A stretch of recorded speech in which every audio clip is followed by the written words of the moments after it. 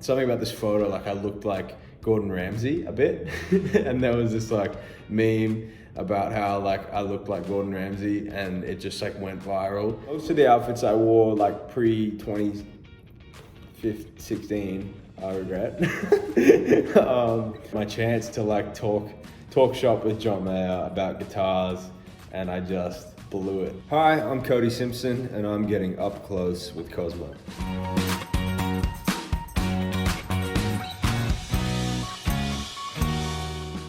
Read plenty about me dating my friends and, you know, all that kind of stuff. Breaking up with girlfriends when we were still together. I mean, all sorts of things. Everybody thought I was dating a girl that I was really, really good friends with in the States, and she was actually, she's actually gay. We just had a very like sort of affectionate friendship, and we were always touching and like hugging and had our arms around each other and all that stuff, and everybody thought we were together, and when it came out, it was just hilarious because there was these photos that literally looked like we were pretty much together, like looking at each other's eyes and stuff, and really we were just like best friends at the time. I've become quite the cook in the last year. Since being back training as a swimmer, I've had nothing but time to make my meals and do all that, so I'm quite a savvy cook at the moment. I've been making these really nice like sort of Asian style rice bowls with like salmon or chicken and steamed veggies and grilled like kale and spinach and stuff with like Kewpie mayo and teriyaki, and yeah, they're pretty good. Strangest thing a fan has ever given me, I've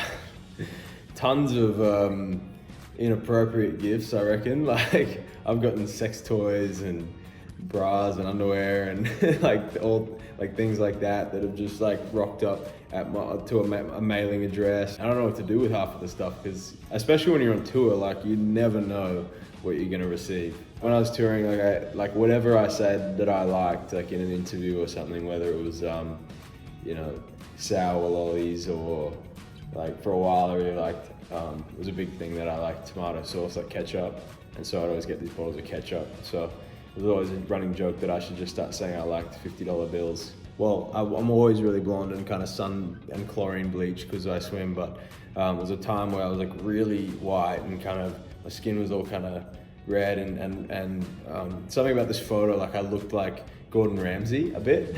And there was this like meme about how like I looked like Gordon Ramsay, and it just like went viral. It was this huge thing, and everyone was just calling me Gordon for a while, and I just like kind of like latched onto it a little bit, and I was doing like stories on my Instagram cooking and stuff, going, yeah, like it's me, you know.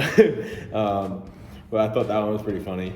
I was in Norway, I think, staying at this hotel, which is like it was right on this marina kind of, and a friend of mine, a really good friend in Oslo, Norway, and he has a boat there, and he's like, I'll come to the hotel on my boat and pick you up and a couple of your tour mates and stuff, and we'll go out for a ride around. He pulls up, and I go outside, but we're on tour there, and people knew we were there, and there was like 100 girls outside the hotel.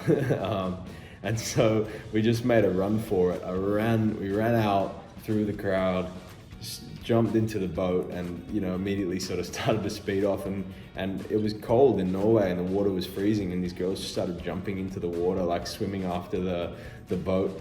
And I wasn't sure what to do. I eventually kind of turned around. I told them to turn around, and we actually brought those that had jumped in and onto the boat, and gave them towels and stuff like that, and ended up hanging out with them for a bit. But I just thought that was crazy that people were willing to like jump into this freezing cold water and swim after a boat that they obviously weren't going to be able to catch. Actually, one comes to mind. I broke up with my girlfriend at the time. We had a conversation about the breakup, and then I had to go and do a show. I think I had to be on stage like 45 minutes later, and like go on and kind of pretend like nothing happened. And the performance I gave was definitely like the most emotional one I think I'd given up to that point. But having to kind of like just put on a face and go out and perform, like even though you've just had to do something terribly personal and emotional, is like a weird one. For a while there, I was in LA. I was living in LA, and I was going out a lot to bars and things. I was just in that sort of late teens phase of my life, and obviously being a guitarist and songwriter and stuff, I've always really liked John Mayer and his guitar playing, and I've had the chance to meet him a few times. Always really sort of starstruck when I met him. And there was one time where I was like out and I was really drunk, and he was at the restaurant that I was at. I went up to him and said hello because I'd met him a couple times before, and we talked about guitars and things, and I was really drunk, and he started to ask me about like what guitar pedals I use, and I was just, had a full mental blank. Like I wasn't in any space to like be thinking about what guitar pedals I use. It's funny, I wonder if he remembers it now, but like my chance to like talk shop with John Mayer about guitars, and I just blew it. I always get really teary when it comes to my sport and swimming. Like I'm really, really passionate about it. I was on this Australian national training camp with all like sort of Australian team and Olympians and things like that. And we were all training together for a week, and they played this video about like the sort of the path into the Paris Olympics. And it was just this really, really inspirational, motivational video I just cried over. And I asked them to send it to me, and I watch it every week now, and I think I tear up every time. But it just keeps me in that space and really motivated to swim and chase that dream. I feel like that all the time, actually, like especially now. I have a lot that I juggle and balance, especially now, like putting this new album out whilst training, for the Olympics, basically, as a swimmer. My swimming, my training schedule, and that takes precedent, but like I had all this music done that I really, really wanted to share. And so, obviously I want to promote it and do all these things, but, I can definitely pile myself up and get overwhelmed. My plate gets a little too high, piled up too high, and, it's a hard thing to juggle. I think sometimes it's good to find the edge and find your limit and feel a little bit, unsure and out of your depth, as you say. Because that's where magic happens sometimes, the only people that really know where the edge is are those who've gone over.